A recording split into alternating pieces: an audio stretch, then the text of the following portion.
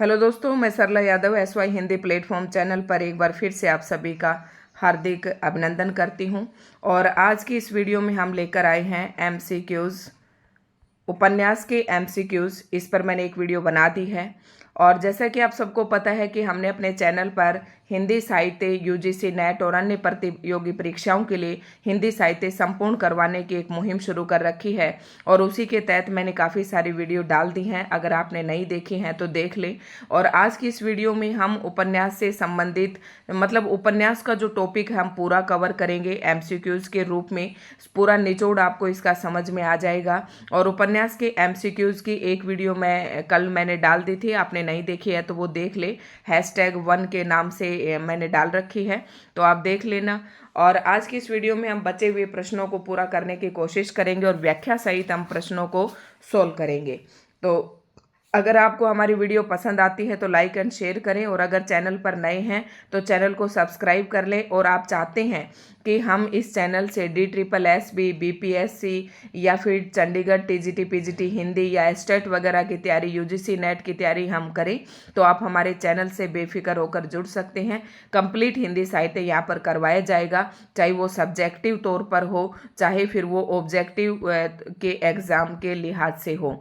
दोनों ही तरीके से हम यहाँ पर मैं वीडियो डालती हूँ।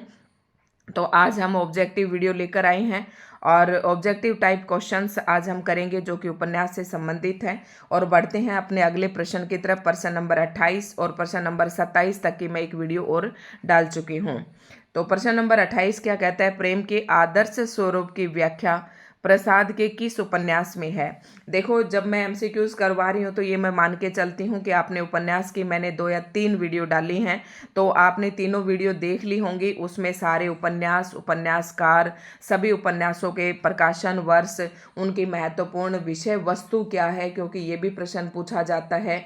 और उनसे महत्वपूर्ण जो तथ्य हैं, प्रश्न है, विषय वस्तु है, वो सारा मैं पढ़ा चुकी हूँ।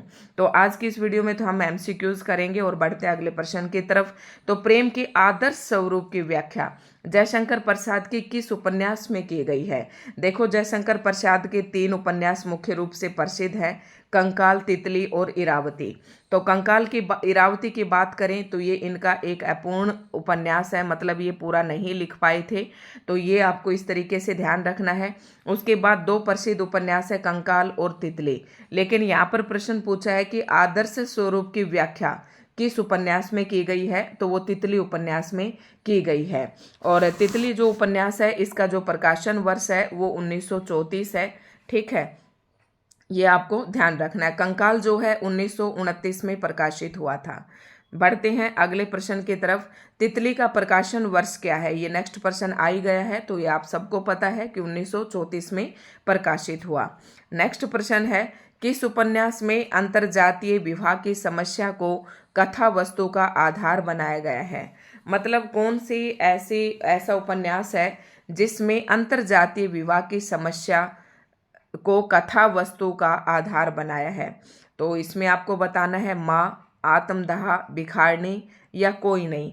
4 ऑप्शन है आपके पास। प्रश्न नंबर 30 का जवाब देना है आपको, और इसका आंसर होगा भिखारिणी। ऑप्शन बी इसका राइट आंसर होगा। और ये दोनों ही उपन्यास किसके हैं? माँ और भिखारिणी, ये उपन्यास हैं विशंबर नाथ शर्मा कौशिक के। तो ये आपने नहीं नोट करे हैं तो ये नोट कर ले, विशंभर नाथ शर्मा के हैं ये दोनों ही। भिखारिणी और माँ दोनों फेमस हैं और दोनों अक्सर पूछे जाते हैं। तो जो भिखारिणी है इस उपन्यास में अंतरजातीय विवाह की समस्या को कथा वस्तु बनाया गया है। वैशाली की नगर वधु उपन्यास के रचयिता का नाम बताना है आपको। वैशाली की नगर वधु ये एक उपन्यास है, इसके रचयिता कौन है? ऑप्शन है गुरुदत्त, विशंबर नाथ शर्मा कौशिक, प्रेमचंद और आचार्य चतुरसेन। तो प्रश्न नंबर 31 का बताना है आपको। देखो, गुरुदत्त का तो ये है नहीं। विशंबर नाथ शर्मा कौशिक के मैंने अभी बताए माँ और भिखारिणी, ये 2 उपन्यास हैं। और प्रेमचंद के हैं रंगभूमि, कर्मभूमि, निर्मला, गबन, गोदान, प्रतिज्ञा। ठीक है, तो ये जो उपन्यास है प्रश्न नंबर 31 का राइट आंसर होगा ऑप्शन डी, आचार्य चतुरसेन शास्त्री ने लिखा है वैशाली की नगर वधु। बढ़ते हैं नेक्स्ट पर। देखो एमसीक्यूज करने से क्या फ़ायदा होता है, एक तो जो आपने याद किए हैं वो आपके कंफर्म हो जाएंगे, पक्के हो जाएंगे।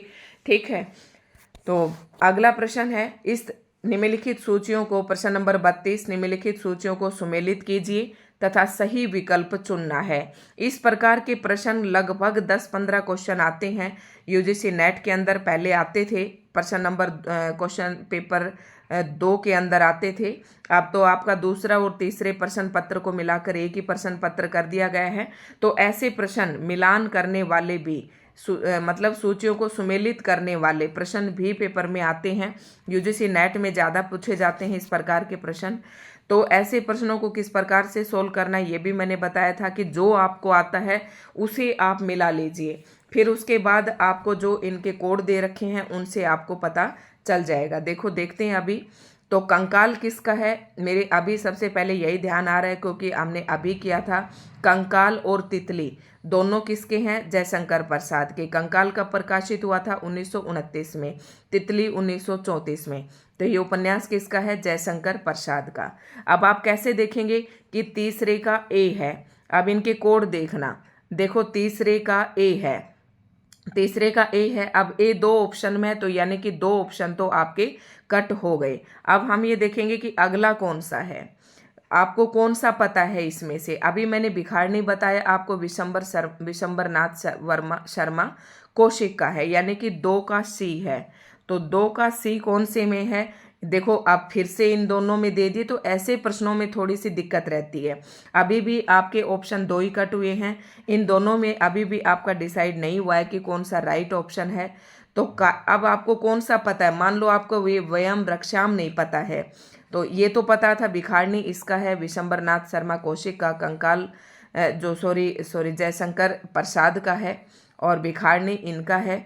अब आता है कायाकल्प, तो आपको कायाकल्प का पता है कि ये प्रेमचंद जी का है, यानी कि चौथे का बी ऑप्शन है। तो चौथे का बी ऑप्शन आप आ जाइए, जो चौथे का बी ऑप्शन ऑप्शन ए में है, तो ए तो हम पहले ही कट कर चुके थे। ऑप्शन बी किस में है, ऑप्शन सी में, यानी कि ऑप्शन सी आपका राइट आंसर होगा। इस प्रकार से आपको इन प्रश्नों को सॉल्व करना है। और एक बार फिर से देख ले हैं, कंकाल तितली इरावती ये जयशंकर प्रसाद के हैं, माँ और भिखारणी विशंबरनाथ वर्मा शर्मा कौशिक के हैं, और कायाकल्प मुंशी प्रेमचंद का है, और वयम रक्षाम किसका बच गया अब, आचार्य चतुरसेन शास्त्री का। तो ये फायदा होता है, अगर ये रचना आपको याद नहीं थी तो भी अब आपको याद हो जाएगी कि आचार्य चतुरसेन शास्त्री की है, और इसका राइट आंसर सी होगा। बढ़ते हैं नेक्स्ट प्रश्न की तरफ। चंद हसीनों के खतूत प्रश्न है, पढ़िए और आप इसका आंसर दीजिए। चंद हसीनों के खतूत नामक उपन्यास की रचना किसने की। चंद हसीनों के खतूत उपन्यास की रचना किसने की, ऑप्शन है प्रताप नारायण श्रीवास्तव, इलाचंद्र जोशी, चतुरसेन शास्त्री, पांडे बेचैन शर्मा उग्र। तो ये आपको अलग अलग पता होना चाहिए। तो चंद हसीनों के खतूत प्रश्न नंबर 33 का सही आंसर होगा चंद हसीनों के खतूत, ये है पांडे बेचैन शर्मा उग्र का। ऑप्शन 4 जो है इसका बिल्कुल सही हो जाएगा। पांडे बेचैन शर्मा उग्र के हैं चंद हसीनों के खतूत, और दिल्ली का दलाल, वधवा की बेटी, सरकार शराबी, सरकार तुम्हारी आंखों में, ये सारे उपन्यास किसके, पांडे बेचैन शर्मा उग्र के। ठीक है, बढ़ते हैं अगले प्रश्न की तरफ। और अगला प्रश्न है हमारा प्रश्न नंबर 34। वैश्या वर्ग को अपने उपन्यासों की कथा वस्तु का आधार बनाने वाला हिंदी का उपन्यासकार कौन है। वैश्या वर्ग को अपने उपन्यासों की कथा वस्तु का आधार बनाने वाला हिंदी का उपन्यासकार कौन है, प्रश्न नंबर 34। और ऑप्शन है चतुरसेन शास्त्री, पांडे बेचैन शर्मा उग्र, कौशिक और इलाचंद्र जोशी। तो इसका राइट आंसर हो जाएगा ऑप्शन बी, पांडे बेचैन शर्मा उग्र ने किस प्रकार के उपन्यासों, किस प्रकार की कथा वस्तु को आधार बनाया, वैश्या वर्ग को। तो ये आपको ध्यान रखना है। तो पांडे बेचैन शर्मा उग्र के उपन्यास कौन से थे, मैंने अभी आपको बताया, चंद हसीनों के खतूत, दिल्ली का दलाल, वधवा की बेटी, और शराबी, सरकार तुम्हारी आंखों में। ठीक है, इस प्रकार के इसके उपन्यास हैं। उग्र जी की परंपरा को, प्रश्न नंबर 35, उग्र जी की परंपरा को विकसित करने वाले उपन्यासकार का क्या नाम है। मतलब पांडे बेचैन शर्मा उग्र ने जो वेश्या वर्ग है उसी को अपने उपन्यासों का कथा वस्तु का आधार बनाया और इसी परंपरा को आगे किसने बढ़ाया, ये प्रश्न इसमें पूछा है कि उग्र जी की परंपरा को विकसित करने वाले उपन्यासकार का नाम आ जाएगा प्रश्न नंबर 35, तो ऋषभ चरण जैन। अगर आप इनके आपको उपन्यास याद हैं तो उपन्यासों के नाम से ही पता चल रहा है, जैसे कि दिल्ली का व्याभिचार, दुराचार के अड्डे, वैश्यापुत्र, चंपाकली, मास्टर साहब, मैं खाना, ये इनके क्या हैं, सारे उपन्यास हैं। तो ऋषभ चरण जैन भी उसी परंपरा के उपन्यासकार हैं जिस परंपरा के पांडे बेचैन शर्मा उग्र हैं। नेक्स्ट बढ़ते हैं नेक्स्ट प्रश्न की तरफ। इनमें से कौन सा उपन्यास पांडे बेचैन शर्मा उग्र का नहीं है? अभी मैं इतनी बार बोल चुकी हूँ तो आपको याद ही हो चुके होंगे। और सरकार तुम्हारी आंखों में, जीजा जी, दिल्ली का दलाल और वधवा की बेटी, दिल्ली का दलाल, बुधवा की बेटी, चंद हसीनों के खतूत, ये सारे किसके हैं? पांडे बेचैन शर्मा उग्र के। तो कौन सा नहीं है? ऑप्शन डी, वैश्यापुत्र जो है ये इनका नहीं है। तो वैश्यापुत्र किसका है? अभी मैंने बताया था, ऋषभ चरण जैन के, ऋषभ चरण जैन का है, ये आपको ध्यान रखना है। बाकी ये जो तीनों ऑप्शन हैं ये पांडे बेचैन शर्मा उग्र के उपन्यास हैं और ये ऋषभ चरण जैन का है। बढ़ते हैं नेक्स्ट प्रश्न की तरफ, प्रश्न नंबर 37, और बहुत ही आराम से हम इन प्रश्नों को सोल्व करेंगे। आप अपना आंकलन कर सकते हैं कि आपके कितने सही हैं। जैसे कि मैंने बताया था कि अभी मान लो आपने 50% सोल्व किए, आपको हमेशा अपना जजमेंट लेना चाहिए कि जज करना चाहिए अपने आप को, आकलन करना, मूल्यांकन करना चाहिए कि आपके कितने प्रश्न सही हैं। मान लो आपने टोटल 50% सोल्व किए, फिर आपको पता लगा कि मेरे इसमें 30 सही हैं, तो आप ये देखें कि आपके कितने प्रतिशत सही हैं। तो आपने 50 में से 30 आपके सही हैं और प्रतिशत निकालने के आप इसे 100 से मल्टीप्लाई करें तो 0 से 0 कट, और 5 1 जा 5 और 5 2 जा 10, तो इस प्रकार से 30 दूनी 60, यानी कि 60% आपके बिल्कुल सही हैं। ये 60% मार्क्स आपके आ रहे हैं, इस प्रकार से आप अपना जज कर सकते हैं। नेक्स्ट प्रश्न है, इनमें से कौन सा उपन्यास ऋषभ चरण जैन का नहीं है? अभी आपको बताना है, चंपाकली, फागुन के दिन, दिल्ली का व्यभिचार, ये अक्षर देख लेना, ये शुद्धिकरण में भी आता है टीजीटी पीजीटी एस्टेट में। और इसको क्योंकि व्यभिचार लिखते हैं ज़्यादातर, और ये व्यभिचार नहीं होता, व्यभिचार ही होता है। तो कौन सा उपन्यास ऋषभ चरण जैन का नहीं है? दिल्ली का व्यभिचार, दुराचार के अड्डे, और फागुन के दिन, और चंपाकली। ऑप्शन 4 आपके पास दिए गए हैं प्रश्न नंबर 37, तो इसका राइट आंसर होगा ऑप्शन सी, यानी कि जो ये चंपाकली और दिल्ली का व्यभिचार और ये जो हैं ये सारे ऋषभ चरण जैन के हैं। चंपाकली, मास्टर साहब, दिल्ली का व्यभिचार, दुराचार के अड्डे, ये सारे उपन्यास ऋषभ चरण जैन के हैं, फागुन के दिन नहीं हैं।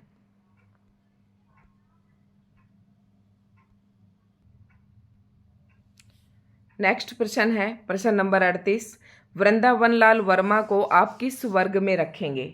ये भी मैंने आपको अलग अलग वर्ग से आपको उपन्यास करवाए थे कि कौन सामाजिक उपन्यासकार है, कौन ऐतिहासिक है, कौन धार्मिक है। ठीक है, ये उपन्यास आपको बताना है कि वृंदावन लाल वर्मा को आप किस वर्ग में रखेंगे। तो वृंदावन लाल वर्मा को आप ऐतिहासिक उपन्यासकार कहेंगे, या सामाजिक उपन्यासकार कहेंगे, या प्रेम एवं रोमांचकारी उपन्यासकार कहेंगे, या जासूसी उपन्यासकार कहेंगे। तो प्रश्न नंबर 38 का बताना है आपको। तो देखो, इनके उपन्यासों को पढ़कर, वृंदावन लाल वर्मा के जो उपन्यास हैं उनको पढ़कर हमें ऐसा लगता है वृंदावन लाल वर्मा के उपन्यास आपको बताना है। तो वृंदावन लाल वर्मा के जो उपन्यास हैं, पहले तो आपको ये पता होना चाहिए कि जैसे गढ़ कुंडार, विराटा की पद्मिनी, झांसी की रानी, मृगनयनी, माधवजी सिंधिया, तो ये सारे नाम से आपको पता चल रहा है कि ये किस प्रकार के उपन्यास हैं, ऐतिहासिक उपन्यासकार है। जैसे कि अगर उसके उपन्यासों के नाम आपको ध्यान है तो उसी से आप टिक कर देंगे कि ये एक ऐतिहासिक उपन्यासकार हैं। जासूसी उपन्यासकार गोपाल राम गैमरी को माना जाता है। बढ़ते हैं नेक्स्ट प्रश्न की तरफ, इनमें से कौन सा उपन्यास वृंदावन लाल वर्मा का नहीं है? तो मृगनयनी, विराटा की पद्मिनी, माधवजी सिंधिया और कंकाल। तो अभी मैंने आपको बताया था थोड़ी देर पहले कि कंकाल, तितली और इरावती ये जयशंकर प्रसाद के हैं। तो इस प्रश्न का राइट ऑप्शन हो जाएगा ऑप्शन डी, क्योंकि ये वृंदावन लाल वर्मा का नहीं है। और वृंदावन लाल वर्मा के उपन्यास कौन कौन से हैं? मृगनयनी, विराटा की पद्मिनी, माधव जी सिंधिया, गढ़ कुठार, ठीक है, और कुंडली चक्र, प्रत्यागत, ये सारे इनके क्या है? टूटे काटे, ठीक, ये सारे किनके हैं? वृंदावन लाल वर्मा के। बढ़ते हैं नेक्स्ट प्रश्न की तरफ। अप्सरा, अलका, निरुपमा उपन्यासों के लेखक का नाम बताइए। तो अप्सरा, अलका, निरुपमा, कुल्ली भाट, तो ये सारे उपन्यास किसके हैं? सूर्यकांत त्रिपाठी निराला के हैं। सूर्यकांत त्रिपाठी निराला के जो उपन्यास हैं वो बहुत ही अच्छे हैं। अप्सरा, अलका, निरुपमा, प्रभावती, कुल्ली भाट, काले कारनामे, ये सारे उपन्यास किसके हैं? सूर्यकांत त्रिपाठी निराला के। वृंदावन लाल वर्मा के मैंने आपको अभी बताए थे। वृंदावन लाल, गढ़ कुठार, विराटा की पद्मिनी, झांसी की रानी, माधव जी सिंधिया, ये सारे किसके हैं? वृंदावन लाल वर्मा के। और जैनेन्द्र के हैं परख, सुनीता, कल्याणी, त्यागपत्र, विवर्त, ठीक है, ये सारे किसके हैं? जैनेन्द्र के हैं। और बालकृष्ण भट्ट के भी हमने अभी किए थे। बालकृष्ण भट्ट के 3 उपन्यास मैंने आपको इससे पीछे वाली वीडियो में बताए थे कि रहस्य कथा, नूतन ब्रह्मचारी, एक अजान, सौ सुजान, ये तीनों उपन्यास किसके हैं? बालकृष्ण भट्ट के। बढ़ते हैं नेक्स्ट प्रश्न की तरफ। प्रेमचंद युगीन उपन्यासों के विषय में कौन सा कथन सत्य है? तो ये आपको बताना है कौन सा कथन सत्य है। विषय वैविध्य एवं शिल्पगत नवीनता। ऑप्शन बी है सामाजिक समस्याओं का चित्रण, चरित्र चित्रण पर अधिक बल। तो प्रश्न नंबर 41 का आपको राइट आंसर बताना है कि मुंशी प्रेमचंद युगीन, यानी कि प्रेमचंद और प्रेमचंद के समकालीन जितने भी उपन्यासकार थे उनका उपन्यासों का विषय क्या था। तो इसका राइट आंसर होगा उपयुक्त सभी। यानी कि प्रेमचंद युगीन जितने भी उपन्यासकार थे वो सामाजिक समस्याओं का चित्रण कर रहे थे अपने उपन्यासों में, चरित्र चित्रण पर भी ध्यान दिया जा रहा था, और विषय वैविध्य मतलब उनके उपन्यासों का जो विषय था वो अलग अलग था, और शिल्पगत भी नवीन प्रयोग कर रहे थे। तो ऑप्शन डी इसका राइट आंसर हो जाएगा। प्रेमचंद के किस उपन्यास में हरिजन समस्या का चित्रण किया गया है? वेरी मोस्ट इंपॉर्टेंट प्रश्न अक्सर पेपर में पूछा जाता है। तो किस में हरिजन समस्या का चित्रण किया गया है? ऑप्शन ए सेवा सदन, रंगभूमि, गोदान और कर्मभूमि। तो ऑप्शन 4 है आपके पास। प्रश्न नंबर 42 का बताना है हरिजन समस्या का, तो क्या बताना है? ऑप्शन बी जो है इसका राइट आंसर होगा, यानी कि कर्मभूमि में हरिजन समस्या का चित्रण किया गया है। नेक्स्ट प्रश्न है प्रेमचंद के किस उपन्यास को, अभी सारे पढ़ लेते हैं। प्रेमचंद के किस उपन्यास को ग्रामीण जीवन एवं कृषि संस्कृति का महाकाव्य कहा गया है? तो ये कहा गया है ग्रामीण जीवन एवं कृषि संस्कृति का, तो ये हो जाएगा गोदान, जिसका प्रकाशन वर्ष 1936 है। सेवा सदन में वेश्यावृत्ति और अनमेल विवाह जैसी समस्याओं को उभारा गया है। तो ये है प्रेमचंद जी के उपन्यास, सारे प्रेमचंद जी के उपन्यास ही हैं। गोदान, सेवा सदन, प्रेमासर, रंगभूमि, कायाकल्प, निर्मला, गबन, ठीक है। बढ़ते हैं अगले प्रश्न की तरफ। चौगाने हस्ती नामक उर्दू उपन्यास को प्रेमचंद ने हिंदी में किस नाम से लिखा? अब ये मैंने जब वीडियो पढ़ाई थी तो प्रेमचंद जी जो शुरू में उपन्यास लिख रहे थे वो उर्दू में लिखे थे, और जो उर्दू में लिखित उपन्यास थे इनका प्रेमचंद जी ने बाद में हिंदी में अनुवाद किया। तो वो हिंदी में अनुवाद किस नाम से किया, ये सारे मैंने एक वीडियो के अंदर बता रखे हैं, जिसमें मैंने प्रेमचंद युगीन उपन्यास पढ़ा रखा है उसमें। क्योंकि अभी हमारे पास ये प्रश्न आया है, हो सकता है आपके पेपर में कोई और आ जाए, तो आप वीडियो को जरूर देखें। प्रश्न नंबर 44 का बताना है चौगाने हस्ती नामक उर्दू उपन्यास को प्रेमचंद ने हिंदी में किस नाम से लिखा? तो ऑप्शन है रंगभूमि, गबन, कर्मभूमि और प्रेमाश्रम। तो इसका राइट आंसर हो जाएगा ऑप्शन ए, यानी कि रंगभूमि, ठीक है। बढ़ते हैं नेक्स्ट प्रश्न की तरफ। इनमें से कौन मनोविश्लेषणवादी उपन्यासकार हैं? अब देखो, मनोविश्लेषणवादी मतलब मन का विश्लेषण करने वाले, और मन में कुछ विकार होते हैं जैसे कुंठा, निराशा, चिंता, ठीक है, लालसा, क्रोध, घृणा, तो ये सारे इसके अंतर्गत इनसे संबंधित जो लिखे जाते हैं मन विकार का जो विश्लेषण किया जाता है तो मनोविश्लेषणवादी उपन्यासकार कहलाते हैं। और मनोविश्लेषण उपन्यासकार 3 हैं मुख्य रूप से। एक तो जैनेंद्र, दूसरा नाम आता है अग्गे का, और तीसरा नंबर नाम आता है इलाचंद्र जोशी का। ये आपको ध्यान रखने हैं। ये तीनों ही जो उपन्यासकार हैं ये मनोविश्लेषणवादी उपन्यासकार हैं। लेकिन आपसे ऑप्शन में पूछा है कि इनमें से कौन सा मनोविश्लेषणवादी उपन्यासकार है, तो जैनेंद्र मनोविश्लेषणवादी उपन्यासकार है, वृंदावन लाल एक ऐतिहासिक उपन्यासकार है, और फणीश्वर नाथ रेणु जो है मुख्य तौर पर आंचलिक उपन्यासकार है। ठीक है, बढ़ते हैं नेक्स्ट की तरफ। नेक्स्ट प्रश्न नंबर 46, इनमें से आंचलिक उपन्यासकार कौन है? देखो यही प्रश्न पूछ लिया गया है। तो इलाचंद्र जोशी, ये मैंने आपको बताया मनोविश्लेषणवादी उपन्यासकार हैं। हिमांशु जोशी, अमृत राय, या फिर फणीश्वर नाथ रेणु। तो इसका सीधा सा आंसर है फणीश्वर नाथ रेणु, और इनका एक प्रमुख और मुख्य उपन्यास है मैला आंचल। ये आपको ध्यान रखना है, आपके उसमें दिया हुआ है सिलेबस में भी। मैला आंचल हर एक परीक्षा में यहाँ से प्रश्न बनने की संभावना रहती है। मैला आंचल उपन्यास फणीश्वर नाथ रेणु ने लिखा और 1954 में ये प्रकाशित हुआ। ठीक है, सुनीता और त्यागपत्र उपन्यासों के लेखक का नाम बताइए। तो इलाचंद्र जोशी, जैनेंद्र, देवराज और अग्गे। तो आपको राइट आंसर बताना है सुनीता और त्यागपत्र। ये किसके हैं? सुनीता, त्यागपत्र, ये किसके उपन्यास हैं? जैनेंद्र के। जैनेंद्र के और भी देख लेते हैं। मैंने इसकी ट्रिक बना रखी थी, परख। परख कौन परखेगी? सुनीता। परख सुनीता किसको? परख सुनीता किसको? त्यागपत्र को। त्यागपत्र को, जो किसने दिया है? कल्याणी ने। ठीक है, परख सुनीता, त्यागपत्र, कल्याणी, और सुखदा, विवर्त, व्यतीत, ये इनके किसके उपन्यास हैं? इसके जैनेंद्र के। याद रखना है, काफ़ी इम्पोर्टेंट है। तो त्यागपत्र में एक मुख्य रूप से आपका एक पात्र पूछा जाता है। तो त्यागपत्र की जो मृणाल है ये पूछा जाता है कि मृणाल पात्र किस उपन्यास के पात्र है, तो ये त्यागपत्र की है। और सुनीता उपन्यास के अंदर सुनीता और हरिप्रसन्न, सुनीता और हरिप्रसन्न जो हैं मुख्य पात्र हैं इसके। ये भी मैंने आपको बता दिए हैं। बढ़ते हैं नेक्स्ट प्रश्न की तरफ। इनमें से कौन सा उपन्यास अग्गे का नहीं है? तो अग्गे के 3 उपन्यास हैं मुख्य रूप से, शेखर एक जीवनी, नदी के दीप और अपने अपने अजनबी। कौन सा उपन्यास नहीं है? सुहाग के नूपुर। तो ऑप्शन ए इसका राइट ऑप्शन हो जाएगा।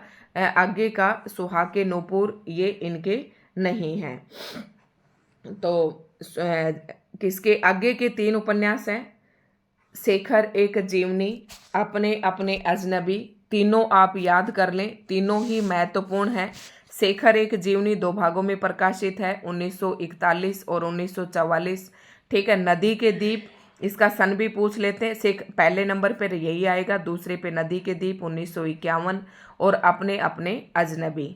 ठीक है, ये शायद मुझे कंफर्म नहीं 1961 है या 64 है, उसमें प्रकाशित हुआ था। ये आपको ध्यान रखना है। शेखर एक जीवनी का मुख्य पात्र शेखर है। नदी के दीप में गौरी, भुवन और रेखा हैं। ठीक है, ये आपको ध्यान रखना है।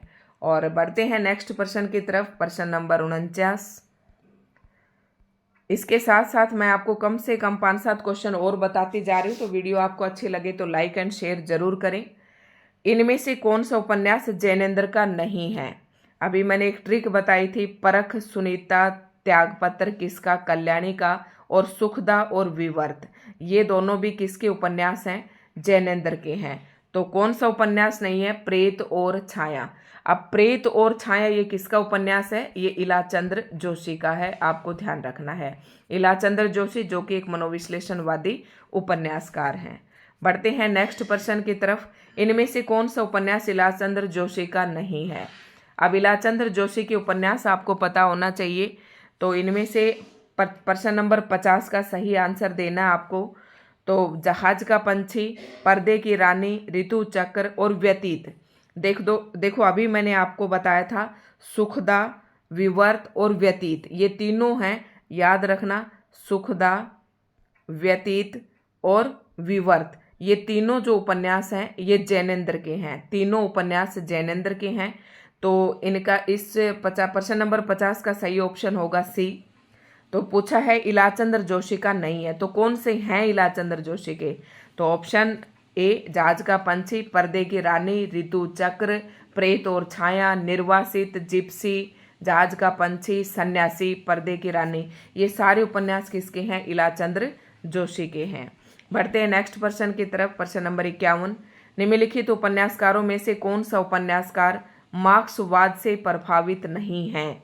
मार्क्सवाद से प्रभावित, मार्क्सवाद मतलब प्रगतिवाद, और प्रगतिवाद नाम आते ही हमारे मन में दो बातें आ जाती हैं, शोषक और शोषण। से प्रभावित नहीं है मतलब इसका जिक्र किसने अपने उपन्यास में नहीं किया, ये बताना है प्रश्न नंबर 51 का। प्रश्न नंबर 51 का, अब इनमें से कौन नहीं है? आपको पता है कि यशपाल हो सकते हैं, राहुल संकृत्यायन हो सकते हैं, अमृत राय भी हो सकते हैं, लेकिन जो जैनेन्द्र हैं ये मनोविश्लेषणवादी उपन्यासकार हैं, ये आपको अच्छे से पता है। तो कौन प्रभावित नहीं थे? जैनेन्द्र नहीं थे। अब आपसे अगले में पूछ ले कि कौन प्रभावित थे, तो ये तीनों नाम उसमें आप ले सकते हैं जो मार्क्सवाद से प्रभावित थे। नेक्स्ट प्रश्न है प्रश्न नंबर 52, झूठा सच किस उपन्यास के लेखक का नाम बताइए? झूठा सच, ये बहुत ही इंपॉर्टेंट उपन्यास है। प्रश्न नंबर 52 और इसका सही आपको आंसर देना है मुंशी प्रेमचंद का। जी नहीं, क्योंकि प्रेमचंद के उपन्यास हम पढ़ चुके हैं। भगवती चरण वर्मा नहीं, अमृतलाल नागर ये भी नहीं। तो झूठा सच किसका उपन्यास है? यशपाल का। मतलब झूठ को भी सच बना देता है यशपाल। आप ऐसे ट्रिक से याद रखें, झूठा सच किसका है? यशपाल का। और यशपाल के जो उपन्यास है उस पर ध्यान दे लेते हैं। उपन्यास हैं पार्टी कामरेड, दादा कामरेड, देशद्रोही, मनुष्य के रूप, अमिता, दिव्या, झूठा सच, तेरी मेरी उसकी बात, ये सारे किसके हैं? यशपाल के उपन्यास हैं। और आगे बढ़ते हैं। अब यहाँ पर पूछ रखे थे अमृतलाल नागर के, तो अमृतलाल नागर के थोड़ा सा बता देती हूँ। बूंद और समुद्र, सुहाग के नूपुर, सेठ बांकेमल, अमृत और विष, मानस का हंस, खंजन नैन, ये दोनों इंपॉर्टेंट है अमृतलाल नागर के, मानस का हंस और खंजन नैन। मानस का हंस ये तुलसीदास की जीवनी पर आधारित है और खंजन नैन ये सूरदास के जीवन पर आधारित है। इन उपन्यासों एवं उपन्यासकारों की सूची को सुमेलित करना है आपको। अभी मैंने बताया, जैसे मैंने पिछले क्वेश्चन में समझाया था। तो इनमें से जो आपको पता है पहले उसे मिलाइए। पर्दे की रानी मैंने अभी पीछे प्रश्न करवाया था, ये इलाचंद्र जोशी का है। चित्रलेखा ये मैंने ट्रिक से आपको समझाया था जब वीडियो, चित्रलेखा का पतन हुआ, 3 वर्ष तक चढ़ती धूप में, टेढ़े मेढ़े रास्ते, ये सारे मैंने बताया था। ठीक है, तो ये चित्रलेखा किसका है? भगवती चरण वर्मा का। अमृत और विष किसका है? मैंने अभी अभी आपको बताया था, अमृत और विष अमृतलाल नागर का है। और दादा कामरेड, पार्टी कामरेड, देशद्रोही, झूठा सच, तेरी मेरी उसकी बात, ये सारे उपन्यास किसके हैं? यशपाल के। तो ए का बी ध्यान रखना है आपको, ए का बी। तो ए का बी शुक्र है, ए का बी एक ही ऑप्शन में है, तो ऑप्शन ए इसका राइट आंसर हो जाएगा। सूरदास की जीवनी पर आधारित उपन्यास किसने लिखा? अभी मैंने आपको बताया था सूरदास की जीवनी पर आधारित उपन्यास किसने लिखा? तो भगवती चरण वर्मा, अमृत राय, यशपाल या अमृतलाल नागर। तो बताना है आपको अमृतलाल नागर का। मैंने अभी बताया था कि सूरदास की जीवनी पर किसने उपन्यास लिखा? अमृतलाल नागर ने, ऑप्शन डी राइट आंसर। और कौन सा लिखा? खंजन नैन। उपन्यास का नाम क्या है? खंजन नैन, खंजन नयन, ये ध्यान रखना है आपको। ठीक है, भगवती चरण वर्मा का चित्रलेखा, ये इंपॉर्टेंट है। यशपाल का मैंने आपको अभी बताए थे सारे उपन्यास, झूठा सच, पार्टी कामरेड, दादा कामरेड। ठीक है, अब नेक्स्ट प्रश्न आ गया, वही तुलसीदास की जीवनी पर आधारित उपन्यास का नाम बताइए। तो खंजन नैन जी नहीं, झूठा सच जी नहीं, परती परी कथा नहीं, कौन सा आ जाएगा राइट आंसर? मानस का हंस। तो मानस का हंस ये तुलसीदास की जीवनी पर आधारित है। खंजन नैन सूरदास की जीवनी पर आधारित है। और दोनों ही उपन्यास जो हैं अमृतलाल नागर द्वारा लिखे गए हैं। झूठा सच यशपाल का है, परती परी कथा, मैला आंचल ये फणीश्वर नाथ रेणु के हैं। इनमें से कौन सा कथन आंचलिक उपन्यास के लिए सत्य है? मतलब आंचलिक उपन्यास के बारे में कौन सा ऑप्शन सही कह रहा है? इनमें से किसी विशेष अंचल का चित्रण होता है। हाँ, बिल्कुल सही बात है। अंचल विशेष के रीति रिवाज, रहन सहन, मेले, उत्सव चित्रित होते हैं, ये भी बिल्कुल बात है आंचलिक उपन्यास के संदर्भ में। आंचलिक भाषा में प्रयुक्त शब्दावली, मुहावरे आदि होते हैं, ये भी बिल्कुल सही है। तो 56 का ऑप्शन डी जो है राइट आंसर हो जाएगा। 57, इनमें से आंचलिक उपन्यासकार कौन है? तो इसके ऊपर हम पहले ही बात कर चुके हैं। फणीश्वर नाथ रेणु एक आंचलिक उपन्यासकार हैं। ठीक है, यशपाल का हमने झूठा सच अभी अभी पढ़ा था। और प्रश्न नंबर 58 की तरफ हम बढ़ चुके हैं। 100+ प्रश्न हमें करने हैं। निम्न उपन्यासों में से कौन सा उपन्यास आंचलिक उपन्यास है, ये आपको बताना है अभी, और मैं कई बार बता चुकी हूँ। गोदान जो उपन्यास है ये कृषक जीवन पर आधारित है, लेकिन जो मैला अंचल उपन्यास है ये किस पर आधारित है? आंचलिक उपन्यास। किसका उपन्यास है? फणीश्वर नाथ रेणु का। कब प्रकाशित हुआ? 1954 में। और इसमें बिहार के मैरीगंज नामक गांव का इसमें जो है वर्णन किया गया है। और नीला चांद ये शिव प्रसाद सिंह का है। और दादा कामरेड ये यशपाल का उपन्यास है। कौन सा कथन असत्य है ये बताना है आपको। रेणु जी ने बिहार के ग्रामीण अंचल के कथानक लिए हैं, ये बात बिल्कुल सही है। चारू चंद्र लेख यशपाल का उपन्यास है। बाणभट्ट की आत्मकथा के लेखक हजारी प्रसाद द्विवेदी हैं, बिल्कुल सही है। झूठा सच का कथानक देश विभाजन की त्रासदी पर आधारित है, ये भी बिल्कुल सही है। तो कौन सा गलत है? ऑप्शन बी जो है इस प्रश्न का राइट आंसर होगा। इसने पूछा है कि कौन सा कथन असत्य है, क्योंकि चारू चंद्र लेख, बाणभट्ट की आत्मकथा और पुनर्वा जो है ये उपन्यास जो हैं ये सारे हजारी प्रसाद द्विवेदी जी के। चारू चंद्र लेख, बाणभट्ट की आत्मकथा, पुनर्वा और अनाम दास का पौधा, ये 4 उपन्यास हैं जो चारों हजारी प्रसाद द्विवेदी के हैं। बढ़ते हैं नेक्स्ट प्रश्न की तरफ। इनमें से कौन सा उपन्यास हजारी प्रसाद द्विवेदी का नहीं है? ये मैंने अभी अभी आपको बताया। अनाम दास का पौधा, पुनर्वा, बाणभट्ट की आत्मकथा, तीनों किसके उपन्यास हैं? हजारी प्रसाद द्विवेदी का। तो कौन सा नहीं है? दिव्या। तो दिव्या किसका है भाई? अभी मैंने आपको बताया था यशपाल का। दिव्या और अमिता, दिव्या, अमिता, पार्टी कामरेड, दादा कामरेड, झूठा सच, तेरी मेरी उसकी बात, ये सारे किसके हैं? यशपाल के। नेक्स्ट प्रश्न आता है राग दरबारी के रचनाकार का नाम बताइए। तो राग दरबारी जो उपन्यास है वो किसका है? श्रीलाल शुक्ल का है। राग दरबारी प्रश्न नंबर 61 का बताना है। ये है राग दरबारी, इम्पोर्टेंट है, श्रीलाल शुक्ल का है। और इनकी विषय वस्तु और इनके बारे में जो कुछ बताया था मैंने वीडियो में बहुत कुछ डिटेल से बता रखा है, तो यहाँ मैं ज़्यादा समय बर्बाद नहीं करूँगी। राग दरबारी, अभी मैंने बताया राग दरबारी में किस गांव का समग्र चित्रण हुआ है? तो राग दरबारी श्रीलाल शुक्ल का है। और कौन से गांव का चित्रण हुआ है? प्रश्न नंबर 62 का बताना है। तो शिवपालगंज, शिवपालगंज ये याद रखना है, शिवपालगंज। ये मैंने ऐसे याद रख रखा था कि शिव कुमार मेरे भाई का नाम है और उसके पास 5-7 आदमी बैठे रहते हैं, मतलब दरबार सा लगा रहता है। राग दरबारी आप भूलेंगे नहीं। स्वतंत्रोत्तर भारत के ग्रामीण जीवन की मूल्यहीनता को परत दर परत उगाड़ने की कोशिश इनमें से किस उपन्यास में की गई है? मतलब स्वतंत्रता के बाद जो भारत के ग्रामीण जीवन की मूल्यहीनता थी उसको परत दर परत उसके पर्दे फाश करने की किसने कोशिश की? प्रश्न नंबर 63 का बताना है आपको। तो झूठा सच, हुजूर दरबार, अलग अलग वैतरणी या राग दरबारी? तो इसका राइट आंसर होगा राग दरबारी। अभी मैंने आपको राग दरबार के बारे में सारी बातें बता दी हैं। राग दरबारी श्रीलाल शुक्ल द्वारा रचित उपन्यास है। शिवपालगंज गांव का इसमें वर्णन किया गया है। और इसकी विषय वस्तु क्या है कि स्वतंत्रता के बाद भारत के जो ग्रामीण जीवन की मूल्यहीनता थी उसको परत दर परत उगाड़ने की कोशिश की गई है।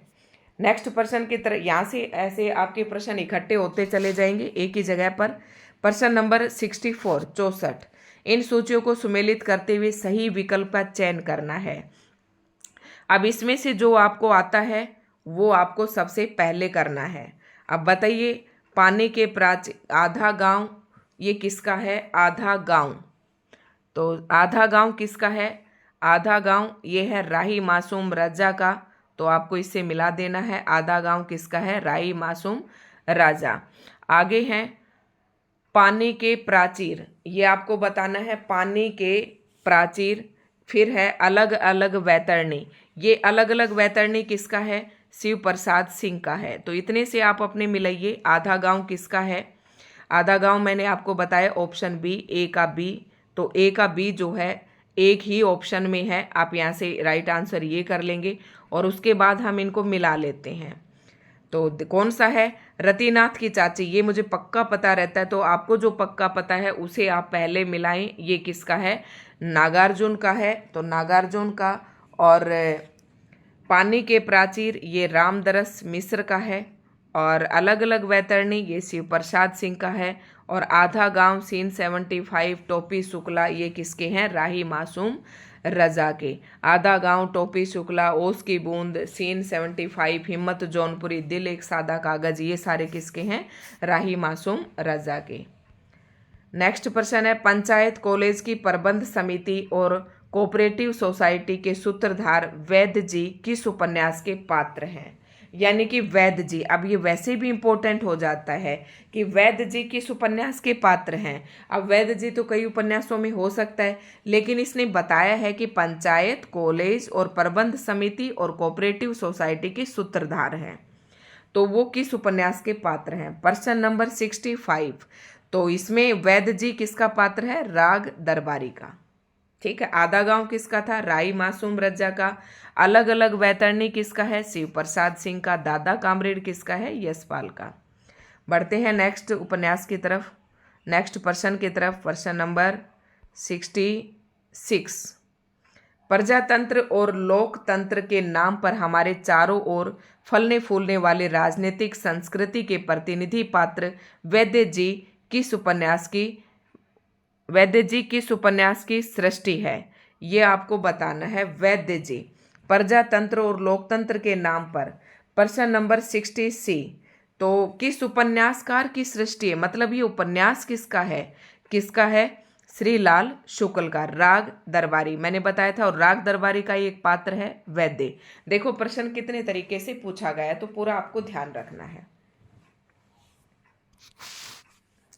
इनमें से मोहन राकेश का उपन्यास कौन सा है? तो मोहन राकेश का उपन्यास कौन सा है, ये आपको बताना है। मोहन राकेश का उपन्यास आपको बताना है। और बढ़ते हैं ऑप्शन की तरफ। उखड़े हुए लोग, यह पथ बंधु था, वे दिन, न आने वाला कल। तो 67 का ऑप्शन है, 67 का राइट आंसर है न आने वाला कल। ये किसका है? किसका उपन्यास है? मोहन राकेश का। अब मोहन राकेश के और भी उपन्यास देख लेते हैं। अंधेरे बंद कमरे में, एक तो ये है अंधेरे बंद कमरे में। अंधेरे बंद कमरे में मैं बोल देती हूँ, अंधेरे बंद कमरे में, न आने वाला कल, और एक है अंतराल। ये किसके हैं? सारे ही मोहन राकेश के उपन्यास हैं। कह रहा है कि अंधेरे बंद कमरे में, ट्रिक कैसे याद करोगे कि अंधेरे बंद कमरे में रहेगा, उसके लिए न आने वाला कल, यानी कि कभी न आने वाला कल है कि अंधेरे में कुछ दिखता नहीं है, और कुछ नहीं दिखेगा तो क्या हो जाएगा? अंतराल हो जाएगा, मतलब स्पेस बन जाएगा। इनमें से निर्मल वर्मा का उपन्यास कौन सा नहीं है? कौन सा नहीं है पूछा है। लालटीन की छत, उखड़े हुए लोग, वे दिन, एक चिथड़ा सुख। तो जो है उखड़े हुए लोग, ये जो उपन्यास है ये राजेंद्र प्रसाद का है। राजेंद्र यादव का, सॉरी। जो उखड़े हुए लोग हैं ये राजेंद्र यादव का है। तो जो बाकी तीनों बच गए ये निर्मल वर्मा के हैं। लालटीन की छत, वे दिन, एक चिथड़ा सुख। ठीक है, ये किसके हैं? रात का रिपोर्टर, अंतिम अरण्य, ये सारे किसके हैं? निर्मल वर्मा के। आपका बंटी उपन्यास की लेखिका कौन है? आपका बंटी इंपॉर्टेंट है ये उपन्यास, और इसकी लेखिका है मनु भंडारी। ठीक है, नेक्स्ट प्रश्न की तरफ बढ़ते हैं। महाभोज उपन्यास इनमें से किसका लिखा हुआ है? तो प्रश्न नंबर 70 का बताना है आपको। महाभोज, तो महाभोज भी उपन्यास किसका है? मनु भंडारी का। किसका है? महाभोज किसका उपन्यास है? मनु भंडारी का। तो मनु भंडारी के एक बार सारे उपन्यास देख लेते हैं। महाभोज, मनु भंडारी के कौन कौन से उपन्यास हैं? नंबर 1 महाभोज, और दूसरा है आपका बंटी, ये याद रखना है, आपका बंटी। और तीसरा है 1 इंच मुस्कान, 1 इंच मुस्कान। और फिर है, ये राजेंद्र यादव के साथ लिखा था। एक तो महाभोज, बंटी के साथ माँ बोझ पर जाती हैं, 1 इंच मुस्कान के साथ कौन? मनु भंडारी। ऐसी ट्रिक से याद कर लेंगे। अब देखो ये आता है, इन उपन्यासों एवं उपन्यासकारों की सूचियों को सुमेलित करते हुए सही विकल्प का चयन कीजिए। बताइए इनमें से जो आपको आता है वो सबसे पहले आपको मिलान करना है। सूरज का 7वां घोड़ा, ये मुझे पता है कि किसका है? धर्मवीर भारती का। मान लो मेरी तरह से आपको भी पता है, तो सबसे पहले जो आपको पता है उसे आप मिलाइए। कौन सा है? सूरज का 7वां घोड़ा किसका है? ये धर्मवीर भारती का। तो ऑप्शन 3 का कौन सा आ जाएगा? डी। देखो ऑप्शन 3 का डी। तो 3 का डी जो है एक ही ऑप्शन में है, ये रहा 3 का डी। तो ए का कौन सा हो जाएगा? बी। दूसरे का सी, ए का बी। कुरु कुरु सोहा मनोज श्यार जोशी, और सूरज का 7वां घोड़ा धर्मवीर भारती का। रुकोगी नहीं राधिका, ये किसका है? उषा प्रियवंदा का। और चांदनी के खंडर गिरधर गोपाल, तो ये चौथे का ए। ऑप्शन मैंने आपको बताया था अभी, सूरज का 7वां घोड़ा तीसरे का डी है, तीसरे का डी है, तीसरे का डी। तो ये आप देखें तीसरे का डी ये है, तो पहले का बी, पहले का बी। ये कुरु कुरु स्वा इंपॉर्टेंट है, मनोज श्यार जोशी का। इस तरीके से आप सारे मिला लेंगे। 55 खंबे लाल दीवारें उपन्यास के रचनाकार का नाम बताइए। तो 55 खंबे लाल दीवारें, तो मृदुला गर्ग, मनु भंडारी। देखो मनु भंडारी है नहीं, हम मनु भंडारी के सारे पढ़ चुके हैं। उषा प्रियवंदा, मैत्री पुष्पा, तो इसका राइट आंसर होगा उषा प्रियवंदा। 55 खंबे लाल दीवारें, तो ये किसका है? उषा प्रियवंदा का। और रुकोगी नहीं राधिका, अभी हमने पढ़ा था, रुकोगी नहीं राधिका, ये भी किसका है? इसका उषा प्रियवंदा का। 55 खंबे लाल दीवारें, ये भी उषा प्रियवंदा का। और अंतरवर्षी, ये भी इम्पोर्टेंट है, याद रखना अंतरवर्षी, तो ये उपन्यास भी किसका है? उषा प्रियवंदा का। तो उषा प्रियवंदा के 3 महत्वपूर्ण उपन्यास है, कौन कौन से? रुकोगी नहीं राधिका, जो हमने अभी किया था, रुकोगी नहीं राधिका, यहाँ से याद कर लो, ये किसका था? उषा प्रियवंदा का। 55 खंबे लाल दीवारें, तो ये भी किसका? उषा प्रियवंदा का। और एक अंतरवर्षी मैंने आपको बताया, ठीक है। चित कोबरा, ये याद कर लेना, ये महिला उपन्यासकार है, और महिला उपन्यासकार शायद मैंने नहीं करवाई थी क्योंकि वीडियो बहुत ज़्यादा हो गई थी। अगर आप कमेंट बॉक्स में लिख कर देते हैं कि मैम महिला उपन्यासकार के भी वीडियो डालिए, तो मैं डाल दूंगी। चित कोबरा उपन्यास किसका लिखा हुआ है? तो मैंने उषा प्रियवंदा के आपको अभी बताए, तो ये तो ऑप्शन है नहीं। और राजेंद्र यादव के भी मैंने आपको बोलकर बताए थे कि उखड़े हुए लोग, सारा आकाश, शय और मात, उल्टा मुख चिंतन, ये सारे राजेंद्र यादव के हैं। तो ये चित कोबरा इंपॉर्टेंट है, ये मृदुला गर्ग का उपन्यास है। अगले प्रश्न की तरफ बढ़ते हैं। इनमें से नरेश मेहता का उपन्यास कौन सा है? तो नरेश मेहता का उपन्यास है उखड़े हुए लोग, नहीं, ये राजेंद्र यादव का है। अंधेरे बंद कमरे में, ये मोहन राकेश का है। अलग अलग वैतरणी, ये शिव प्रसाद का है। तो नरेश मेहता का कौन सा रह गया? ये पथ बंधु था। फ्लैशबैक पद्धति, ये प्रश्न इंपॉर्टेंट है, पेपर में पूछा जाता है, प्रश्न नंबर 75। और पूर्व दीप्ति पद्धति पर लिखा हुआ हिंदी का प्रथम उपन्यास, तो कौन सा है इसमें से? शेखर एक जीवनी, ये किसका द्वारा रचित है? अज्ञे द्वारा रचित है। ले ले ले ले अज्ञे द्वारा रचित है। तो सुनीता किसका था? जैनेन्द्र का। आधा गांव श्रीलाल शुक्ल का। और त्यागपत्र ये जैनेन्द्र का। बढ़ते हैं नेक्स्ट प्रश्न की तरफ, प्रश्न नंबर 76। और संस्कृत की कथा आख्यायिका के ढंग पर लिखा गया हिंदी उपन्यास इनमें से कौन सा है? प्रश्न नंबर 76, संस्कृत की कथा आख्यायिका के ढंग पर लिखा गया हिंदी का कौन सा उपन्यास है? तो पुनर्वा, अलग अलग वैतरणी, नीला चांद या बाण भट्ट की आत्मकथा। तो राइट आंसर होगा ऑप्शन बी। और पुनर्वा और बाण भट्ट की आत्मकथा ये आचार्य प्रसाद द्वारा रचित उपन्यास हैं। अलग अलग वैतरणी शिव प्रसाद सिंह का है। नीला चांद भी उन्हीं का है। गली आगे मुड़ती है, ये भी उन्हीं का है। माणिका मुल्ला, ये इंपॉर्टेंट है, किस उपन्यास का पात्र है? तो ये आपको बताना है। प्रश्न नंबर 77 का ऑप्शन सी इसका राइट आंसर होगा, सूरज का 7वां घोड़ा। माणिक मुल्ला पूछा जाता है, ये माणिक मुल्ला किस उपन्यास का पात्र है? सूरज का 7वां घोड़ा। बाबा बटेश्वर नाथ उपन्यास किसका है? नागार्जुन का है। आधा गांव सीन 75 टोपी शुक्ला, तो ये राई मासूम रजा का है। और ये दोनों किसके हैं? धर्मवीर भारती के। सोया हुआ जल उपन्यास के लेखक कौन है? तो मोहन राकेश नहीं, धर्मवीर भारती नहीं, मनोज श्याम जोशी नहीं, तो कौन है इसका? सर्वेश्वर दयाल सक्सेना। तो इनकी इंपॉर्टेंट उपन्यास हैं सर्वेश्वर दयाल सक्सेना के, और पेपर में भी पूछे जाते हैं। तो सोया हुआ जल और पागल कुत्तों का मसीहा और सूने चौखटे, ये 3 उपन्यास इंपॉर्टेंट है सर्वेश्वर दयाल सक्सेना के। सोया हुआ जल, पागल कुत्तों का मसीहा और सूने चौखटे, ये किसके हैं? सर्वेश्वर दयाल सक्सेना के। किस उपन्यास में पुराना वट वृक्ष गांव में विगत 100 वर्षों में हुए परिवर्तन का वर्णन करता है? वेरी मोस्ट इंपॉर्टेंट प्रश्न, ये आपको बताना है। तो बाबा बटेश्वर नाथ 79 का राइट आंसर है, 79 का ऑप्शन सी। तो किस उपन्यास में पुराना वट वृक्ष गांव में विगत 100 वर्षों में हुए परिवर्तन का वर्णन करता है? तो बाबा बटेश्वर नाथ। ये है किस उपन्यास में? कौन उपन्यास का नाम क्या है? बाबा बटेश्वर नाथ। इस उपन्यास के अंदर एक वृक्ष है जो गांव में पीछे के 100 वर्षों में जो परिवर्तन हुए हैं उसका वर्णन किया जाता है। बाबा बटेश्वर नाथ बहुत अच्छे से करवाया था जब मैंने वीडियो करवाई थी, वीडियो में पढ़ाया था। मरनाल किस उपन्यास की पात्र है? तो मैंने पहले ही बता दिया था, त्यागपत्र की पात्र है। इनमें से कौन सा उपन्यास फणीश्वर नाथ रेणु का है? तो बताना है आपको। मैला अंचल, परती परिकथा, दीर्घ तपा, ये सारे ही उपन्यास किसके हैं? फणीश्वर नाथ रेणु के।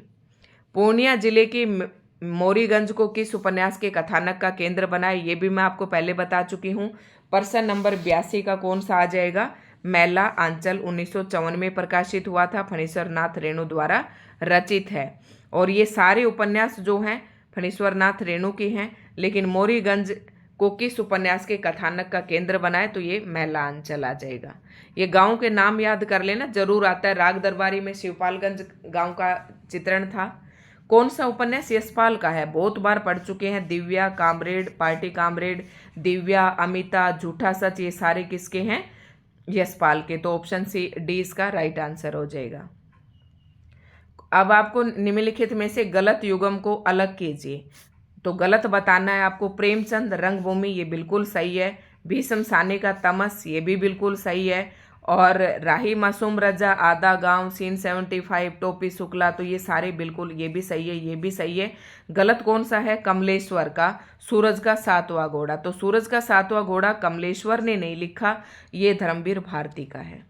नेक्स्ट प्रश्न है 84,084 की माँ उपन्यास की लेखिका कौन है? प्रश्न नंबर 85। तो ये बताना है किस उपन्यास की लेखिका? महाश्वेता देवी है। ठीक है।